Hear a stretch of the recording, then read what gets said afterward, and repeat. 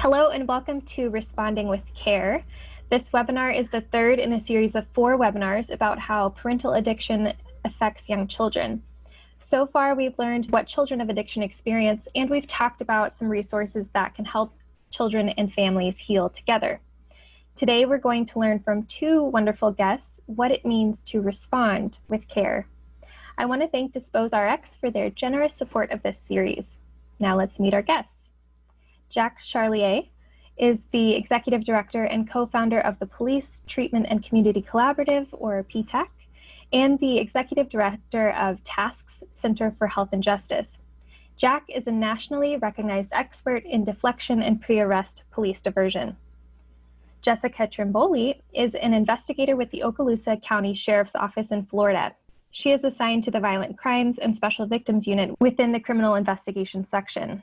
Jessica is also a trainer for the National Alliance for Drug Endangered Children, or DEC, and has helped co-chair the DEC chapter for Okaloosa County. In her work with DEC, she helps train and teach others how to recognize drug endangered children within the community. Today, both Jack and Jessica will share their insights into the role that law enforcement and first responders can play in making sure young children in situations of parental addiction get the support they need. So welcome to you both. Thank you. Welcome. All right, so I do want to get a better sense of what each of you do. And I know although you have both experience in law enforcement, I know your roles and your perspectives are somewhat different. So I'd love to paint a picture of how each of you are individually working to support young children. And then by the end of this discussion, I'm sure that we will see how your individual efforts are really working toward a shared goal and a new approach to supporting young children and families. So Jack, if you don't mind, we'll start with you. Can you tell us a bit about yourself, maybe less formal of an introduction than I gave you, and tell us about the Justice and Health Initiatives and the Center for Health and Justice is involved with, and maybe PTAC generally? That sounds good. And thank you for having us both here today. The importance and value to both Jessica and I in our work that we do around making sure that kids are safe and that kids are considered in law enforcement and first responder responses is super important. So thank you for having us today.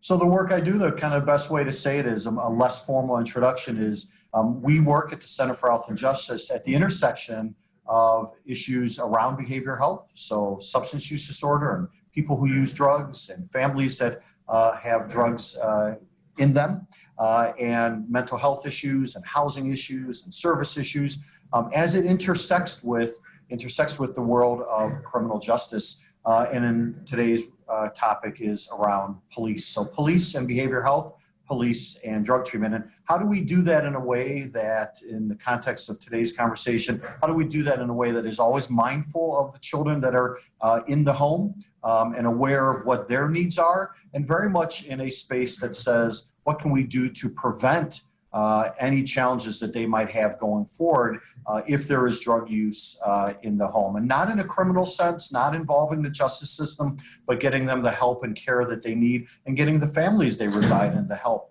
and care that they need. So that's for the Center for Health and Justice. And you asked quickly, Tara, about PTAC, so the Police Treatment and Community Collaborative. As the national voice of the field of deflection and pre-arrest diversion, our interest is that as this movement grows, of treatment and law enforcement working together, that they each are in their proper place, and we want law enforcement officers to be able to recognize when there's a need to have partners come in from the community, not from the justice world, from the treatment community, not from the justice world, to be there to support the children and support the families, get into recovery and be safe and be well. That makes sense. Thank you, Jack. All right, so Jessica, if you can tell us about yourself and your role as an investigator, and then how and why did you get involved with the National Alliance for Drug Endangered Children, or DEC? So I'll echo Jack, and I'll say thank you for having us. Obviously, you know, we have 2 different roles, and we can find the place where we're going to bridge here. So a little bit about myself informally. So I think my role as an investigator began a long time ago. I had attributed it to as far back as middle school, even whenever I saw a school resource officer every day. Going into high school, we had 2 school resource officers, 1 male, 1 female.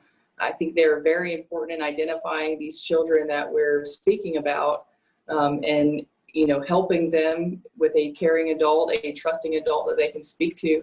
I had that experience myself with my own school resource officer, kind of pushing me in this direction.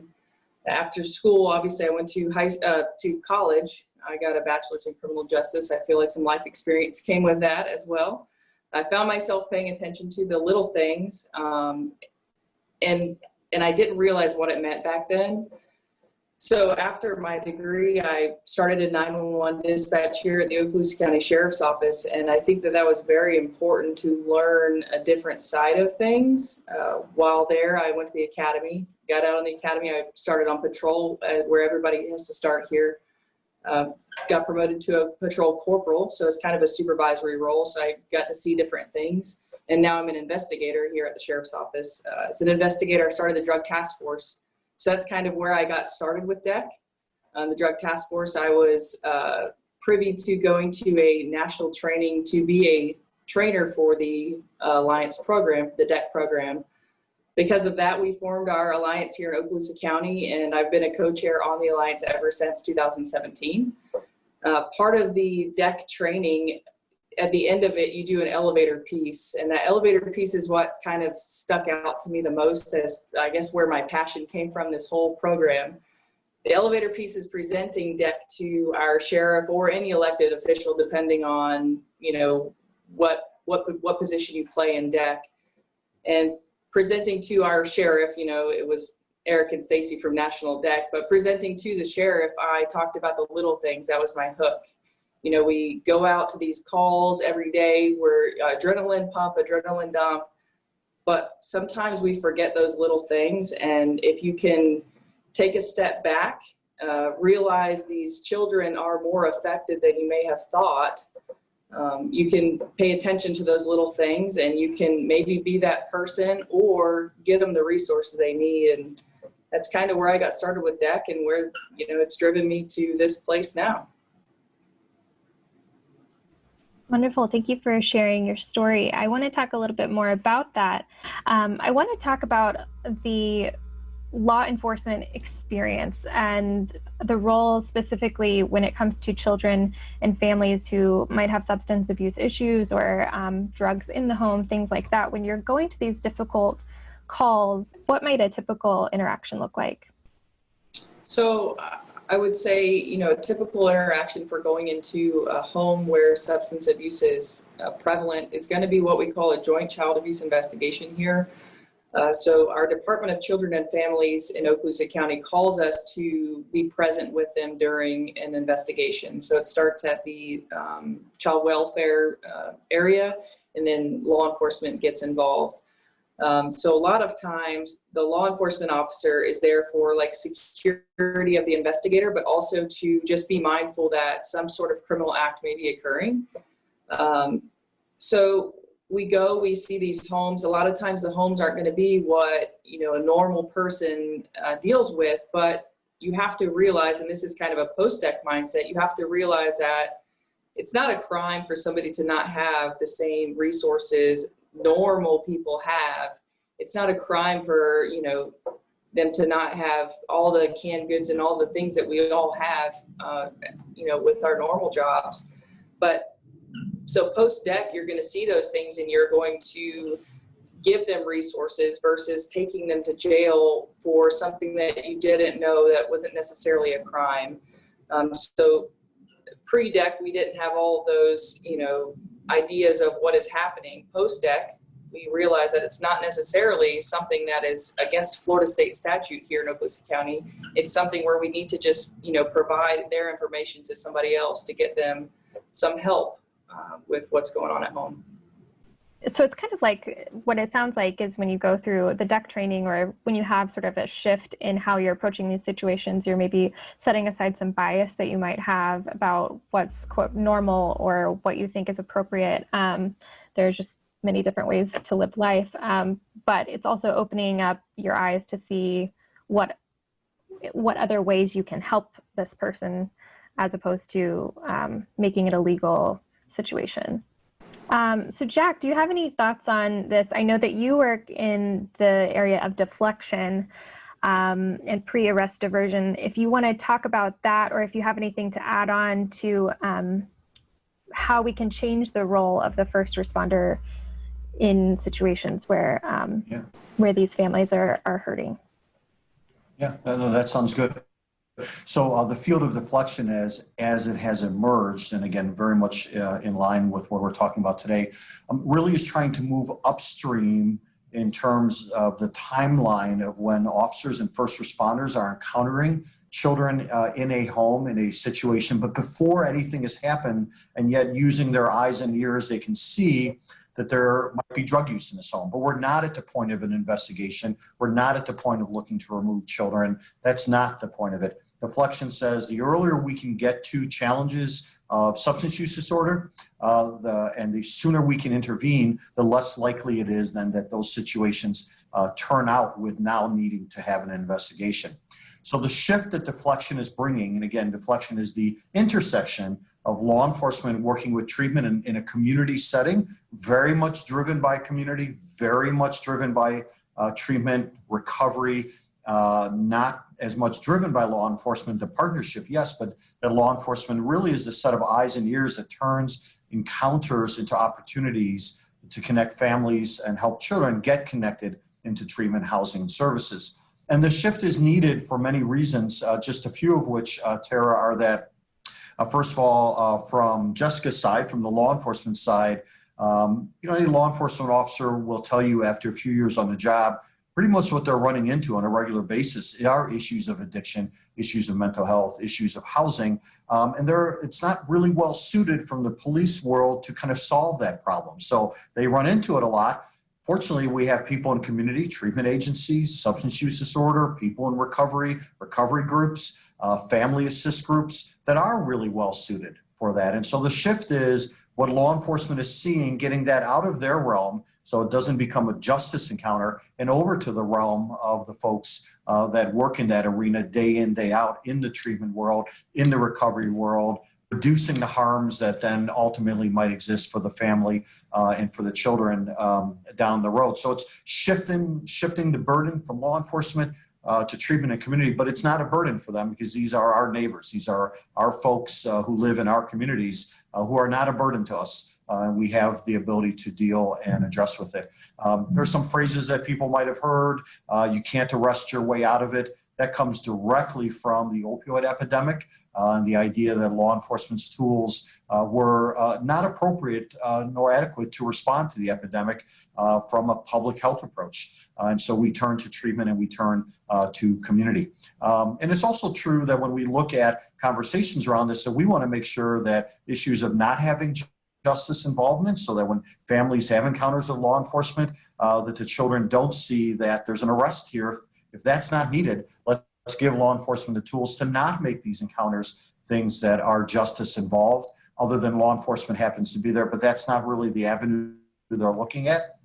And the other piece, of course, that has to be talked about is the issue of race and equity, that families, when they have encounters with law enforcement, that they're being treated in a way that is equitable and fair and consistent. And sometimes community voices can bring that up better than law enforcement might be able to, and kind of speak to that and the need for reducing disparity, racial disparity, and promoting equity. And so it is really the partnership that works together. We're not elevating one over the other, but the right roles and places and ways to work together to get people and children in particular onto the radar of community and of treatment of family as early as possible before we need to have interventions with child welfare and courts and arrests. We want to be way ahead of that in deflection. Fantastic. It sounds really similar to your work with DEC, Jessica. I don't want to jump ahead too far in our conversation, but if you can speak to, the role that community plays in sort of the DEC approach, if you can talk about that. And I'd love to hear also maybe some challenges that come along with this. So we're speaking to a variety of providers who are working in these wraparound services that you're mentioning. So maybe what are some of the barriers to getting this started, or some of the obstacles that they need to overcome, or even shift in the way that they work in order to partner with law enforcement more coherently? So I like definitions to build up off of.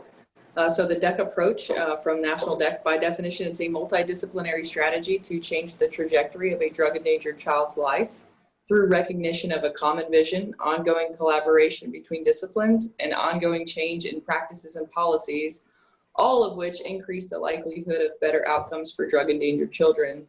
So I think the biggest takeaway of the definition is the ongoing part. Obviously, there's no solution today that's going to necessarily work tomorrow or the next day.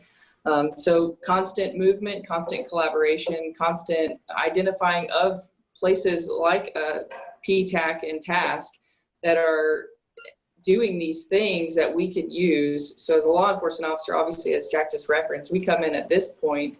How do we figure out how to come in at this point, at the earlier point, the early identification? So I think the DEC approach works in concert with everybody. It just brings everybody to the table. That's the idea. The challenge is missing somebody, missing PTAC, missing TASC. If you miss them and they're doing something that works, that piece from the puzzle is gone, and then you don't have a complete puzzle. In DEC, we talk about silos a lot. So the biggest challenge is everybody's in their own silo. Everybody knows what they can do and they know where their limit is, but they don't know how to get past the limit. So I feel like the DEC approach just, again, like I said, brings everybody to the table. In 2017, the Okaloosa County DEC Alliance, we just brought everybody. We brought DCF, we brought the people that come after DCF, the Families First Network for the extended cases. We brought the hospitals, we brought the paramedics, we brought everybody to the table that sees children in the purview of their job. Some people don't realize that they see these kids. The cable guy, I mean, the cable guy is in the home, putting cable into homes that we can come in before law enforcement has to get involved. So, you know, that is one of the biggest challenges, is missing that piece, missing that person or that group that sees these children and maybe has a solution that we just haven't, you know, figured out yet. So if we can get the trainings out, which is what we do here in Okaloosa, we will go out, a law enforcement officer and another field, another discipline, so not necessarily all law enforcement or all social welfare. We will form a training for different departments, different cable companies, different hospitals, and that way when they see these things, they aren't just calling 911 or calling law enforcement, they're referring to the correct place. And how did you get everybody involved? I know that DEC has some really great like worksheets on the website. They're really in depth. I love a good worksheet, so I really appreciated how thoughtful the questions were to, you know, ask what are the issues in your community, who are the players in your community, what are the services that you have. It seemed like you could really get a tailored alliance to your community. So how did that go for you guys? Was everybody right on board, or were there challenges? So of course there's challenges because there are so many different groups. There, you know, an anti-drug coalition is one that works pretty close to what we do, but ours is more focused on the children. Theirs is kind of a totality anti-drug coalition. So when we think that there's another group coming in, we don't want to be a part of it because maybe they're taking our thunder or, you know, getting our gold. But with DEC, if you can bring everybody to the table, everybody's getting the credit where the credit is due. At the Emerald Coast Children's Advocacy Center here in Okaloosa, that's kind of where we house our meetings. We do them once a month. We have email blasts through the Department of Health. The Department of Health is the overseer of all of our local alliances. So they have all of the connections to send them out. And then if we don't have somebody on our group, we'll go out and seek them out. I mean, the Gulf Power, we went out to Gulf Power. We asked for a company manager or somebody that's in charge and just asked them if we could put on a training. It goes from a 30-minute training, so just kind of a hook piece, to as long as 8 hours to a couple of days. And I remember the worksheets when we were doing our training here. it's as simple as your definition of what is a happy child. What does that look like? And when you realize that everybody's definition is different, but also the same, you guys have the conversations, and then you realize that it's a bigger problem than we all are noticing. Again, those behaviors of children screaming and lashing out. Sometimes people think they're just being bad kids, but there's a reason they're doing these things. And I think post-DEC, when we put on those presentations, we identify those behaviors, people start to notice those things more. I love that. Jack, what are your thoughts on this? So for us at PTAC, and certainly when you look at the work of what DEC's doing, it is built around partnerships. So for us at PTAC, some of the challenges that we'll see, and so people who are watching this who are providers or treatment providers or law enforcement and don't have initiatives that are deflection type initiatives or substance use disorder that are looking out, kind of being eyes and ears, very early stage for children and families that might have drug use in the home. One of the barriers that we see is language. What is the language that is used around the children for people who use drugs? So things like junkie and addict words, we don't use those words. We say first person language, a person who uses drugs or people who use drugs. This is just a very quick example. So language is one thing. How law enforcement and how treatment and how community use different language, and the children hear this, so they'll hear the different language, and some of that language is going to be sounding very negative, and some of it will sound very neutral. So one of the barriers is getting to a point of agreed upon language that will be used around children. And again, we're at this very preventative early stage is where we want to be. So just want to be very supportive. So one thing is language. The other thing is a shared mission, and Jessica spoke about this in her examples, which are great, not only speaking to DEC, that like she's doing, but also just her experiences, is this idea of shared mission. So for folks who are watching this, who are from the treatment world, the provider world, the community world, and saying, boy, we'd like to do deflection. You know, we'd like to be able to get into this and kind of be this early eyes and ears. The shared mission really is the understanding that when we are in a home or we're encountering children and families, that whatever else we each have to do from our jobs, that the care and well-being of the children is paramount. And we will not take actions to violate, if you will, each other's missions in that space, right? In that space. That means, and I'll just take this from both angles so you can see it, that law enforcement in a home with a treatment partner, say in the home at the same time. And again, we're not at the stage where we're talking about removing children or investigations, might see something that's not safety related, but can be handled later while we're focused on the children. And that gets handled later instead of then and there, that might escalate something. And likewise, treatment is well aware that law enforcement has other roles to play, but for here and now, we're going to focus on the children and their well-being and what needs to be for them. And so treatment stays focused on that and is mindful that, yeah, there might be other things going on and we're going to pay attention to those at a different time. And so language is super important that is used between law enforcement and treatment in a community setting, culturally competent and appropriate for that community.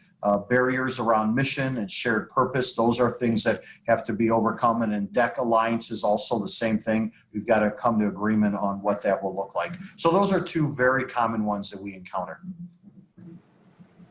Thank you, Jack. That makes sense. I hadn't thought about language as being something so nuanced. When you're in front of children, you really do have to be mindful. What are some other things that, speaking more to law enforcement and first responders, perhaps like a team of responders into a situation like this, what are some other small details, those little things that you mentioned, Jessica, that when we're responding to these calls or these situations, like what can we pay attention to make the experience of the child less traumatic or to really deal with them first? So the little things that I referenced in my elevator speech are the child toys, things outside that they can play with, things inside, If the child has, places that they can be the child, if they don't, if it's a 5-year-old or something like that, and they don't have any items in the home that are 5-year-old related, that's something that we need to look for. And we have the resources to get them those toys. It doesn't mean that something bad is occurring at the home. We have the Child Advocacy Center here who will give them toys, give them those things that will make them feel like a kid. And I think that will help the child feel loved. And that's a big thing here, is feel cared about and feel loved. And that's huge. If you're in the home and you see those things, just relay that to somebody. And that's where DEC again comes into play, is if everybody's at the table and we know what we have, we can send those messages and not just call in a report or something like that. One of the things that we do here is we call it Handle with Care. It's a DEC protocol. So it's just a notification system. So these kids, if they're out on a trauma scene the night before, the idea is that in Okaloosa County, we have a school resource officer in every school, at elementary school, middle schools, and high schools. And if a child is present at 4 a.m. when something bad happens at their home, we send a notification, handle this kid with care. And everybody knows that if something happened to that kid that night before, he may sleep, he may doze off. Just give him a little bit of an extra pat on the back, a push, hey buddy, how's it going? And that way that kid knows that somebody cares. You're noticing those things instead of just getting mad at them, because they could potentially deal with somebody being mad at them all the time when they're at school with their school resource officer and their teachers and their counselors and things like that. We just want to give them that little extra heart that we're here for them. We don't have to hear the whole situation. You don't have to tell me what happened, but handle them with care. I'd love to talk about some resources from Sesame Street and communities that might also help first responders and police officers, especially if they haven't heard of, if they don't understand perhaps how children are really affected by addiction and drug and substance abuse. So we're going to take a look at, first one is an article. So this is an article called Questions and Answers. And it has some really basic but tough questions that kids can ask, because kids many times don't have a filter, and they're not afraid to ask these tough questions. But why is mom and dad acting so strangely? Is it my fault? Can I catch the sickness? These are all questions about addiction. I wonder, in your experience, if you've ever encountered any of these questions from kids, and if a resource like this might help someone respond with the answers that might be child appropriate or a little bit more comforting. So I think from my experience, that would be amazing on something like a laminated piece of paper. A lot of times in the field, when you're going call to call or something like that, you get to these calls where children are present and you forget to pay attention and have that 5-minute conversation with the child. When I started on the road, I never thought that getting down on the child's level to speak to them was that important. And then I realized once I got down on the ground or down on my knees that the kid opened up far faster than standing over them with a gun belt and a badge and all of the things that are intimidating the children. And when the kids ask you, why is my mom using drugs, or is it going to happen to me too? When you're standing over them, you're not on their level, you don't hear it the same way they're asking it.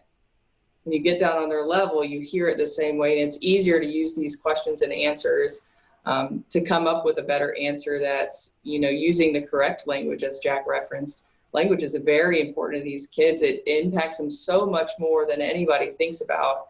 And I've seen it as the years progress, how these kids react to the way that we talk to them and things like that out in the field.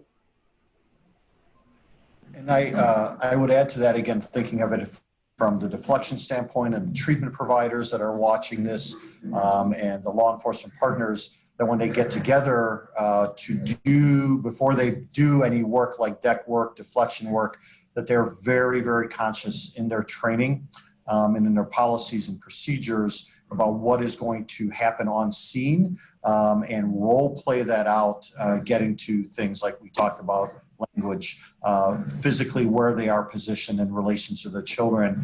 And the point here is to focus the adults on the safety and well-being of the children. Safety as in the future, right? There's nothing going on right then and there, but the future well-being of the children by what happens in the minutes or maybe hours that the deflection team, the deck team is with the child and in their space and in their home or wherever that might be occurring.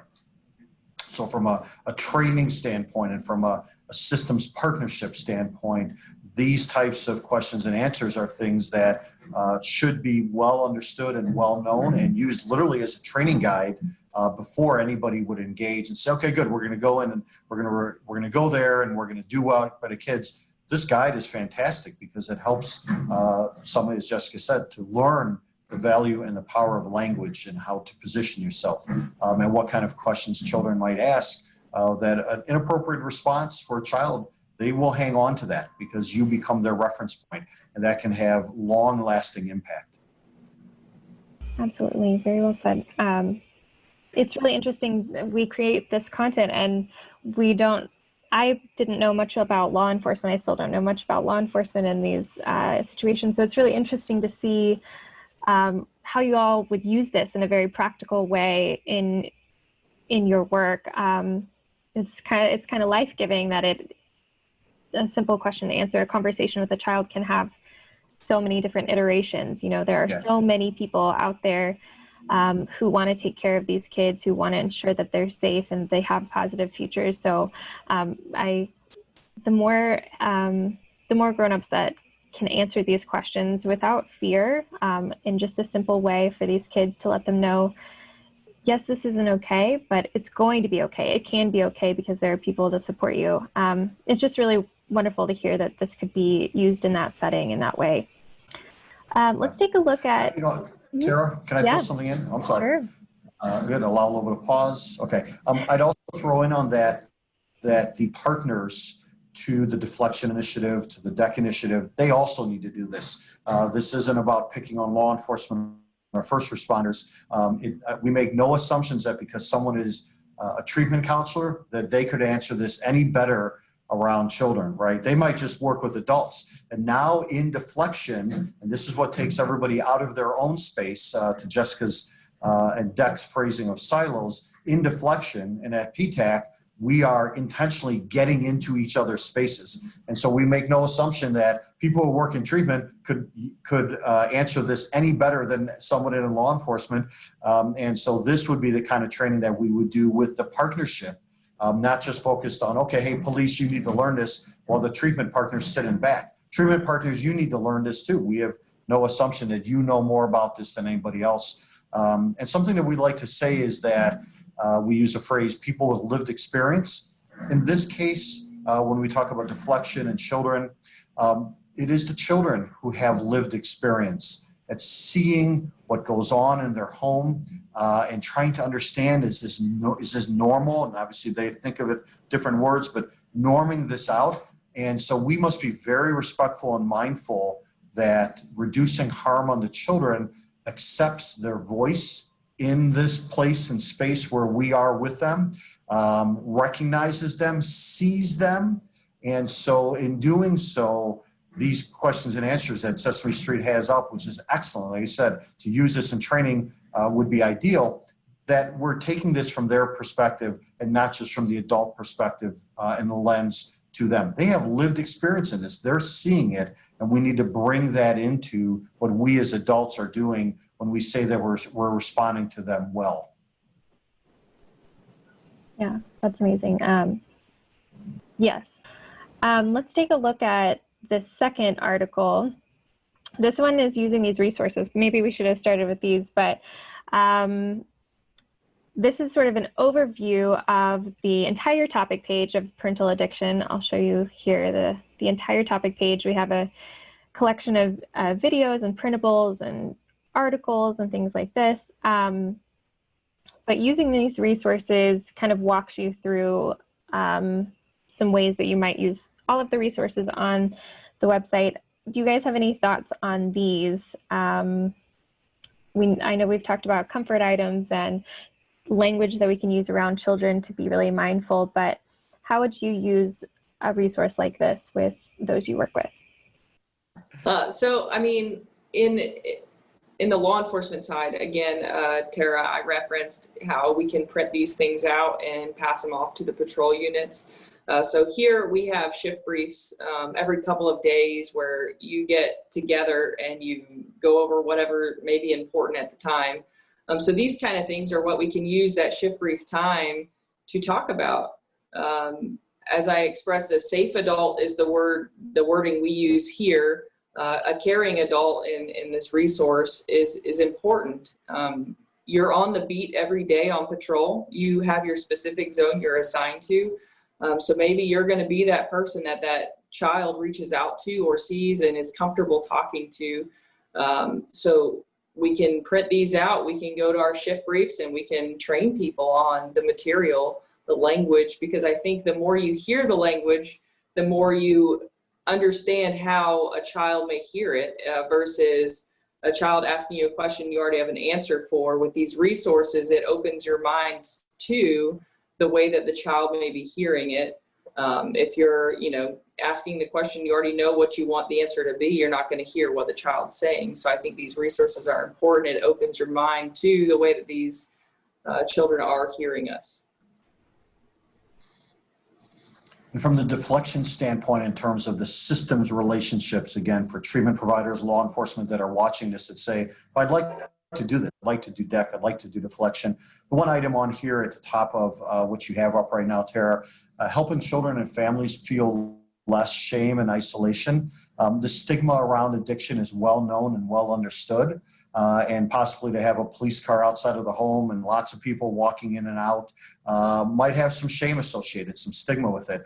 And so in speaking about deflection and the work of PTAC as the national voice of the field, we are mindful that how these encounters occur, and that's the point of that bullet point from the deflection standpoint, how and where these encounters occur, how people are dressed, what they're walking into and out of in the home with can be a point of shame. And we want to ensure that that shame is reduced or eliminated entirely, and that the stigma associated for the child with drug use that is going on in the home, that as much as possible, again, we've talked to language reducing or using language that is stigma reducing or stigma avoiding, super important, but also how do the adults interact as they're moving in and out of the home during these deflection encounters. What do they say to neighbors, for example? How are they dressed? Those are things that the children will hear about 3 hours later when it's all done and they're out in the yard now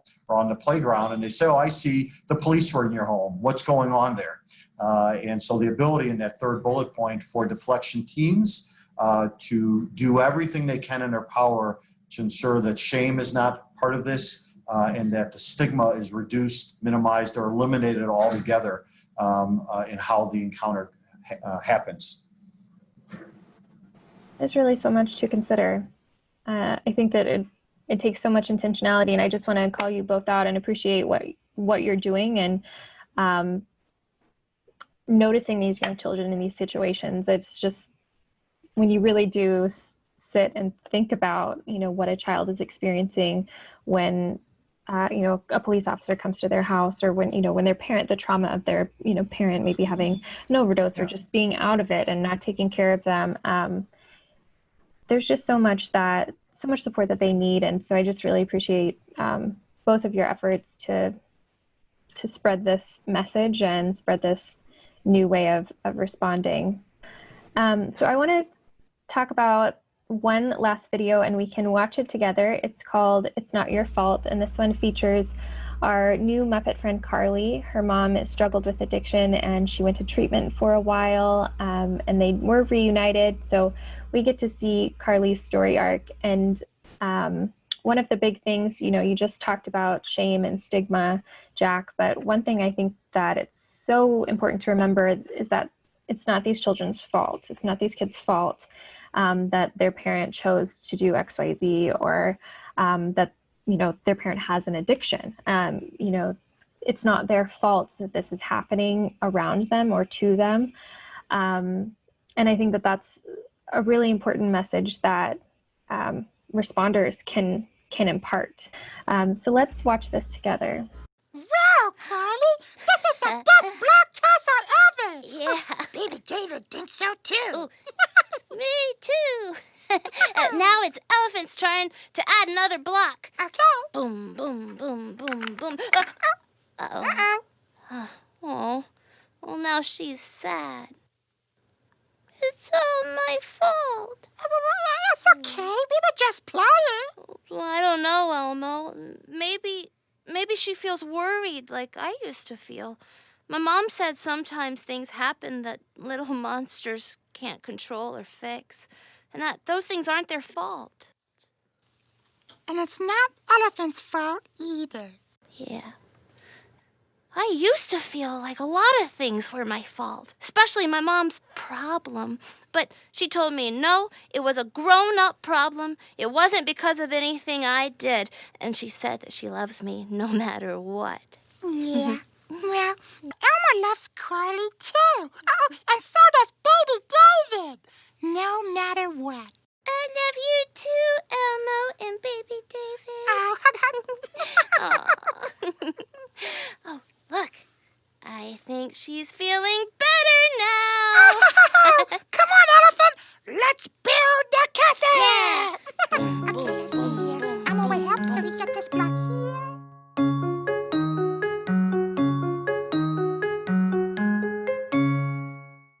What are your thoughts on using a video? I don't know even what's possible. I know you mentioned that you have briefs, Jessica, before. Would a video like this be useful in your work, and how could you implement it? So as officers, we've all met Carly. We see her every day going out. I mean, we see people really at their most vulnerable state. She is a drug endangered child, as you know what DEC calls it.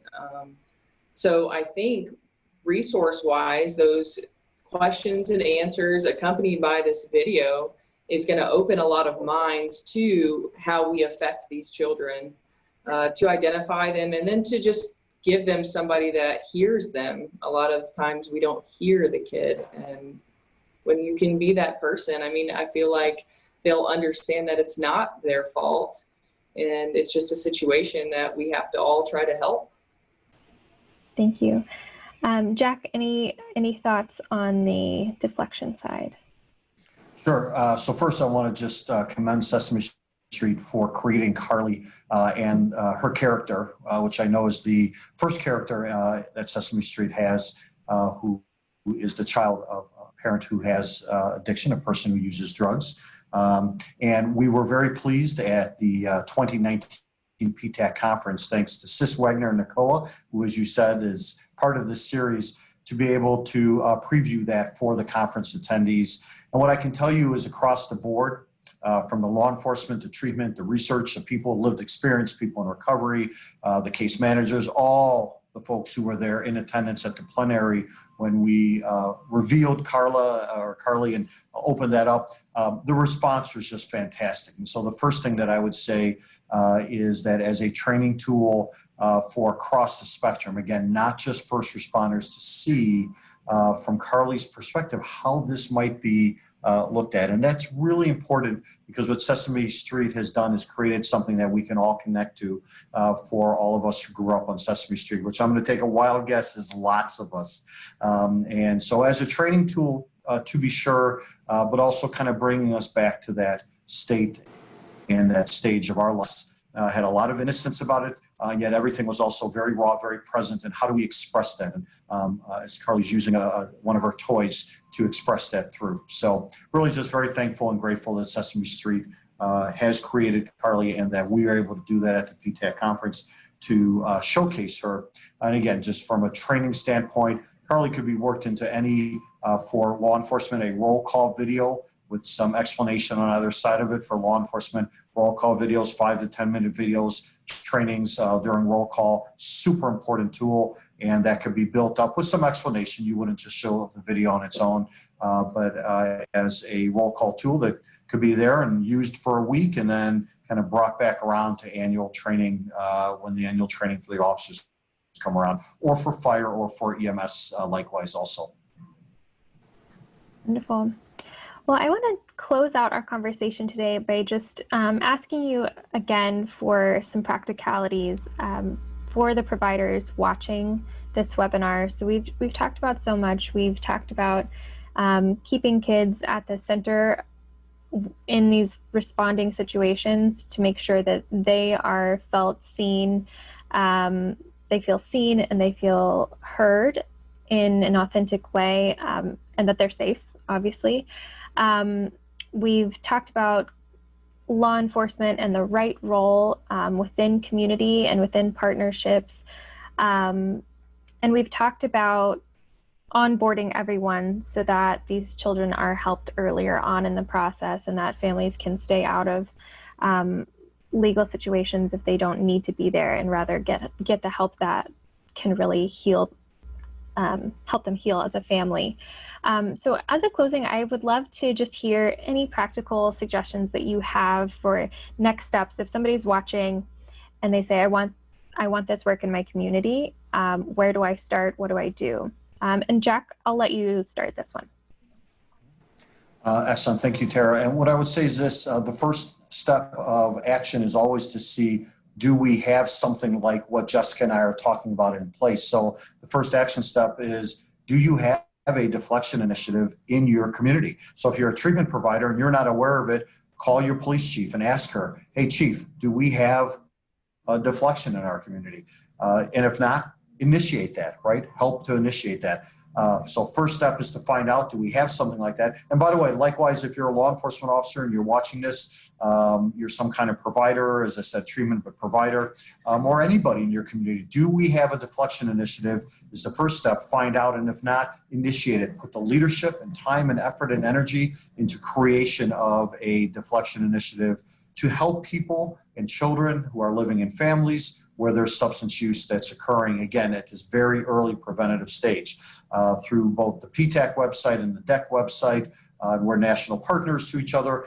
You can find all the tools and resources you need to make that happen. But the first step always is does this exist? Is this something in my community? And if not, then provide the leadership, stand up and get it going. Because what we do know is across the country, unfortunately, the number of children who are right now in homes where drug and alcohol use is present and is problematic and I have no problem saying this, is too high because of the impacts of addiction down the road on their lives that becomes norm and what happens for them. So my guidance always is, hey, do you have it? And if not, get it started, provide the leadership. Don't wait for anybody else to do it. And don't wait for the story to hit the news. That will be so sad to hear when you could have done something to initiate deflection and DEC in your community. Jessica, what are your thoughts? What would be your advice, maybe to someone in the community, a provider watching? So I'll echo Jack with start with the basics. Find out if you have something like this in your community. In Okaloosa County, we have a lot of resources here, but none of us were talking to each other. So here, the way that we did it was, again, we brought everybody to the table. We figured out what each of us had. Each of us were already doing a piece of it, but nobody was talking about what we were doing. So law enforcement may have made an arrest on somebody that was already getting some sort of treatment, where now we can have those conversations and figure out, is this the best option, or can we refer this family somewhere else? And again, in DEC, we focus on the child, not necessarily, I say we will focus on the family, but we're focusing on the children. We're trying to change the trajectory of a child's life. We're trying to strive for 100% of happy, healthy, safe children. And if you strive for 100%, you'll get a better percentage. Whereas if you know you can only affect 50%, you're only going to get 50%. So strive for that 100% all the time. If you can change one child's life, then you've done something. You can break that generational cycle. A lot of times in my field, we see grandpa, grandma, mom, dad, brother, sister, everybody goes through the same system. So if you can affect that one child, you can break that generational cycle. You can change that trajectory. So with that, find out if you have the initiatives in your community. Find out if somebody is trying to do the work. If somebody needs that little extra push, just make it happen. Do it. Stand it up. Have those conversations. Find out what the problem is, what you need to do to fix the problem. Or if there are many things you can do, just those little things will help you start and do it.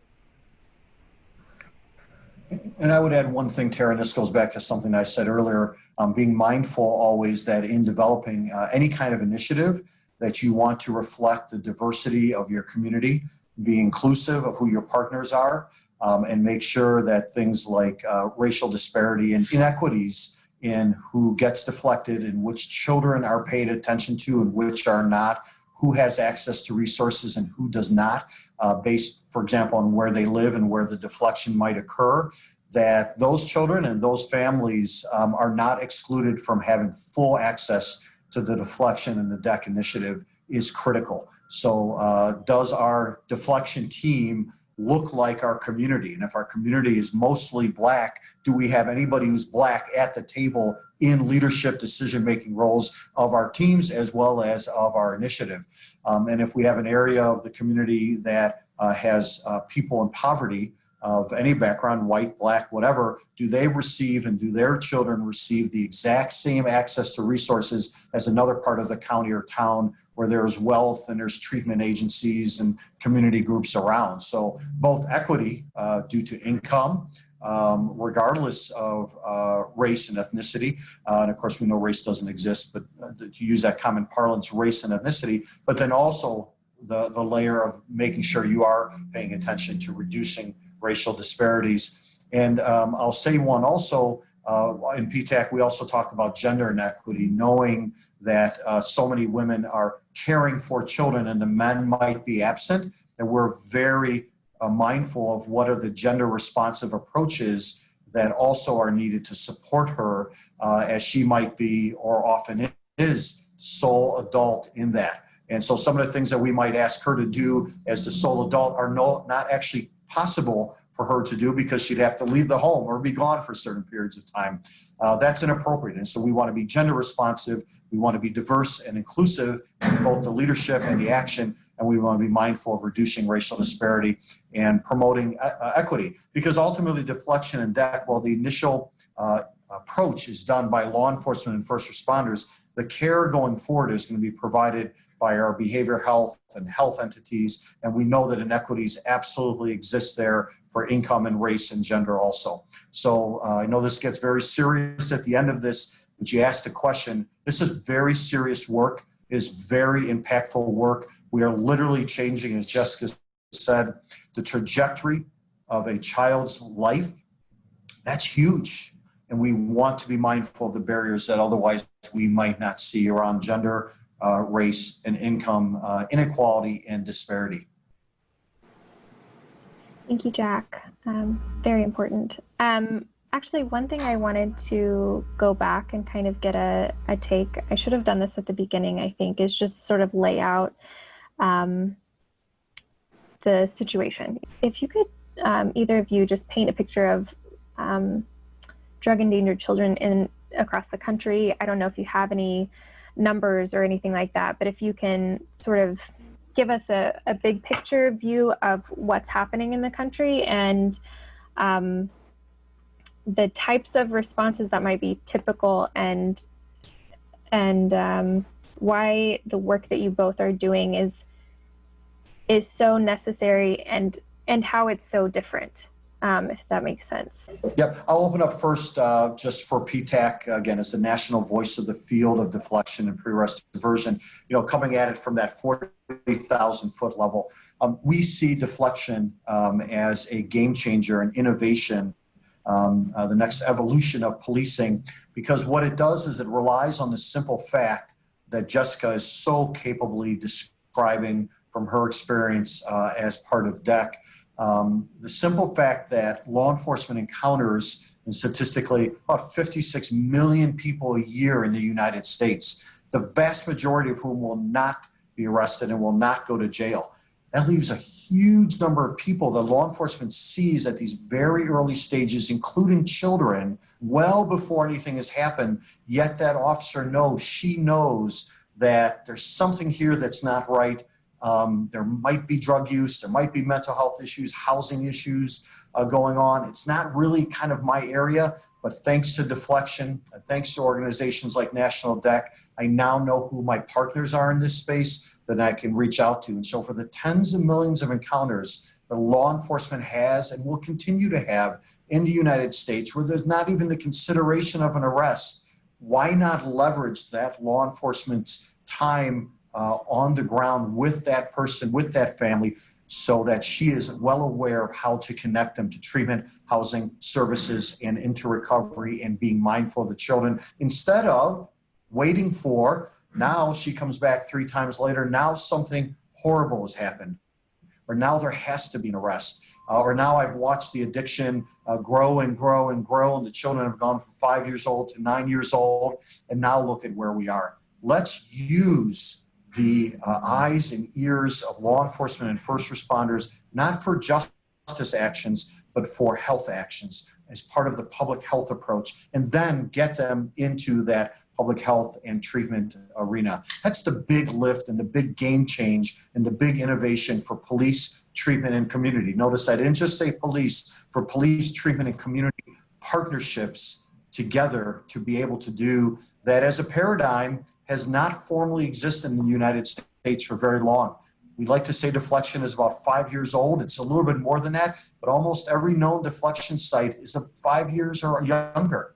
And yet it's a paradigm shift, giving officers a third option where arrest is not appropriate, but also driving away is not the answer. And the officer, she knows that, but she doesn't know what else to do if she's not part of a deflection partnership. And what I mean by her department is not part of a deflection partnership that opens up resources of the community and from the community, reflective of the community of what she can do there without, again, justice involvement.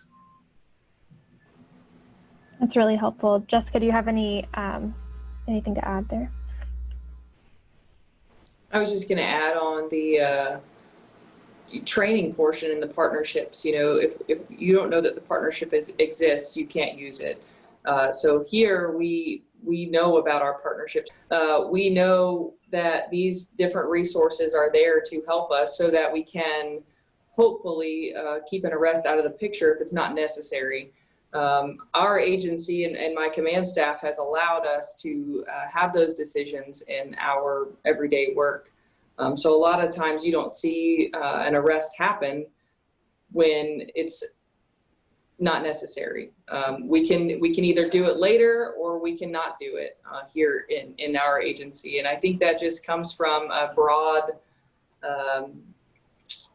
community here. I mean, we have a lot of different people. As Jack says, you may miss somebody because you're focusing on a certain type of people. We have at our table in DEC, we have the Homeless Housing Alliance folks at our DEC table. We also have our high community is the city of Destin.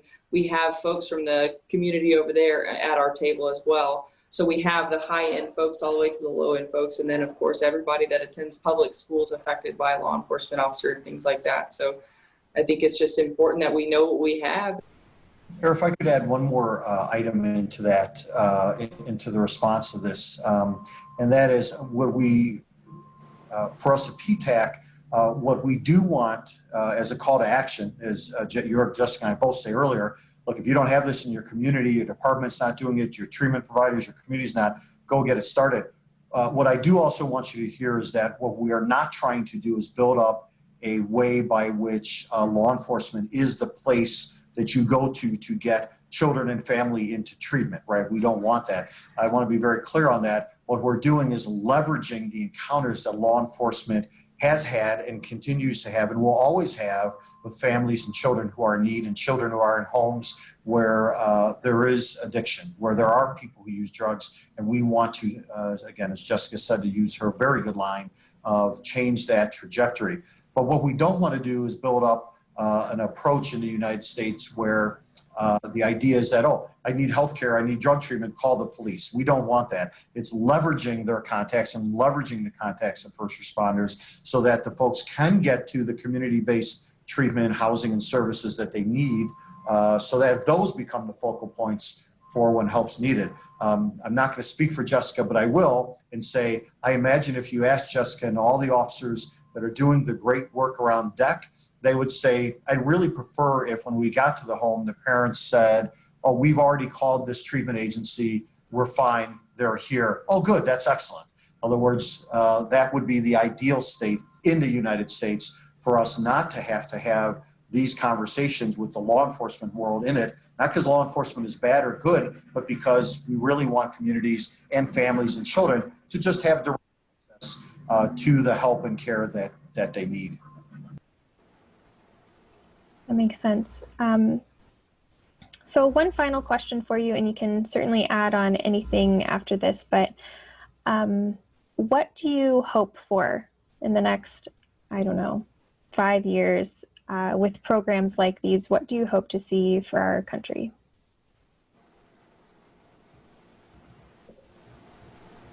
I would say for me, my hope is just that we continue to have the conversations.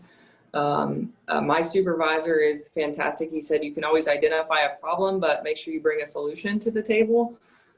Without the solution, what's the point in having the problem identified? So here we know what works for us. We've tried a couple of things that may not necessarily work right away, but at least we have them in our back pocket. We've come up with these little cards for kind of Jack's last example with resources. These families, instead of having to call us, law enforcement, to show up, we have these stickers now that we can bring, and they have all the different resources for the specific women and children, for just substance addiction and abuse, and for anything else that they may need in the area that's not law enforcement related. We have them, we can provide to these families so we can leave with them, provided something versus just writing a report or making an arrest or something that law enforcement normally has to do in the community. So I think in 5 years, I just hope that the conversations continue. I hope it doesn't hit a wall and stop, although I know we are all going to hit a wall at some point, but we got to push past it. COVID has been a huge wall for us, but we're still having the email conversations with my leaders in the group. We just have to find a new way of affecting the kids. School looks way different nowadays, so school doesn't look the same as it did back in March when we had these goals and these missions we were going to accomplish by this school year. It's not the same right now, so we just have to find a new way to do it, and that's these walls that we're going to hit in the next 5 years, 10 years, 15 years, but I hope that it just continues and somebody is the driving force to keep them going. Now I'll answer from three short perspectives.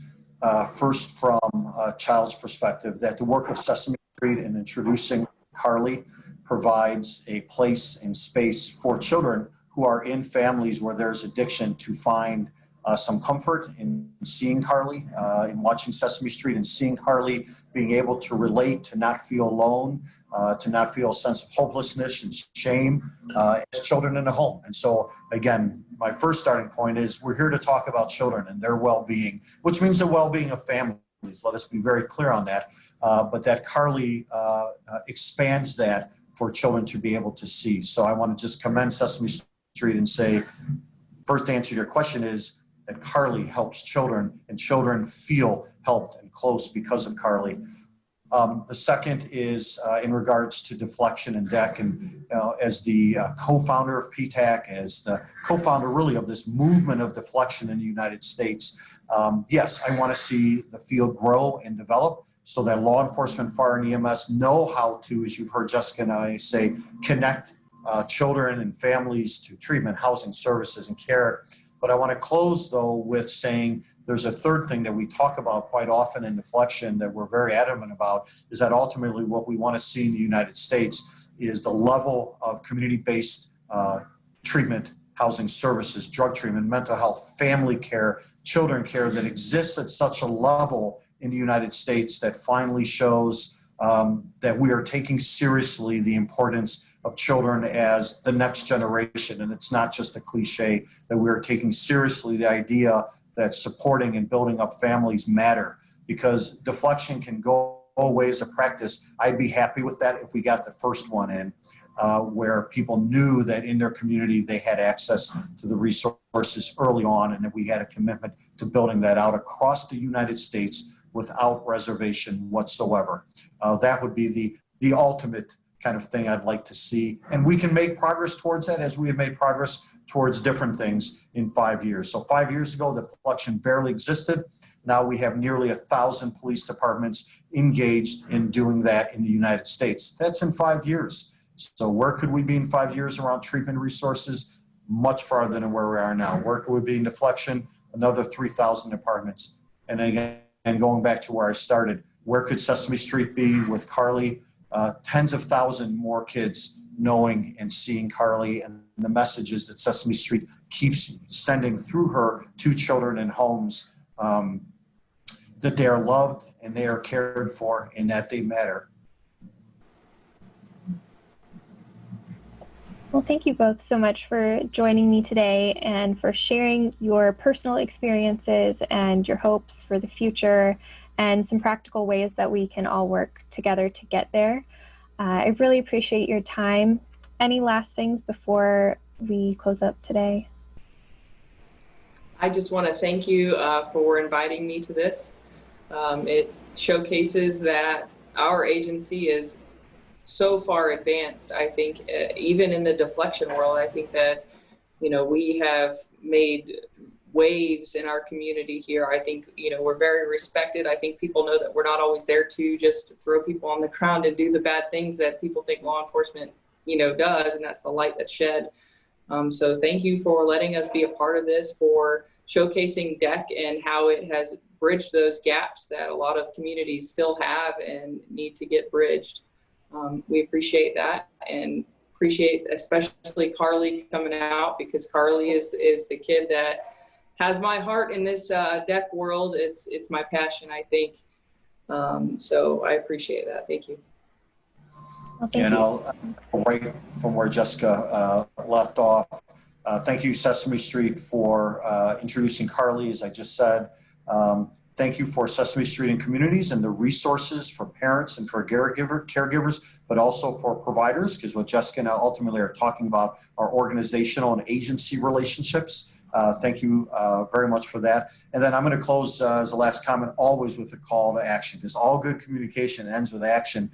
Going back to what you heard, if you're listening to this and you're a caregiver or you're a provider or you're a law enforcement officer, get these kind of initiatives started in your community. They probably don't exist, actually, because we know that they don't statistically.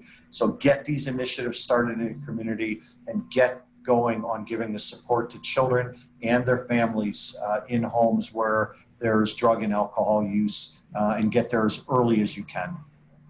Absolutely. Thank you both so much. We will help you in your next steps. Providers watching, we're going to leave some resources below that can get you started, can get you connected to both Jack and Jessica's organizations, to lots of worksheets that you can do and get started in your community to find out what your community's strengths are, where those gaps are, and where you can step in to make your community a better, safer place for especially young children, drug endangered children. So again, thank you both so much. I'm going to ask for one more call to action. If you have any questions or comments or concerns, please give us an email at communities@sesame.org. You can find us on Facebook, on Twitter, and Instagram, all over the internet. And we'd love to have you as part of our community to help children and families grow smarter, stronger, and kinder. So thank you both, and we'll talk to you again very soon. Thank you. Bye-bye.